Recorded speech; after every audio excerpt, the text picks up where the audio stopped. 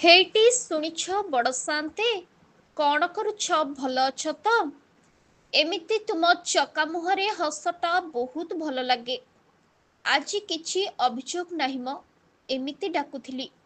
ତମକୁ ଟିକେ ଦେଖିଦେଲେ ଆଖି ଛଳଛଳ ହୋଇଯାଏ, ମନ ଖୁସି ହୋଇଯାଏ। ତୁମେ ଯେମିତି ରଖିଛ ମୁଁ ସେମିତି ଅଛି।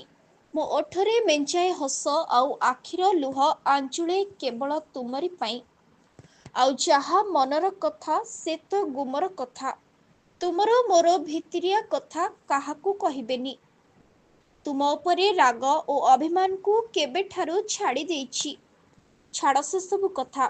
ଏମିତି ତୁମେ ମୋ ସ୍ୱପ୍ନରେ ଆସୁଥାଅ, ମୋ ନିଦ ହଜାଉଥାଅ।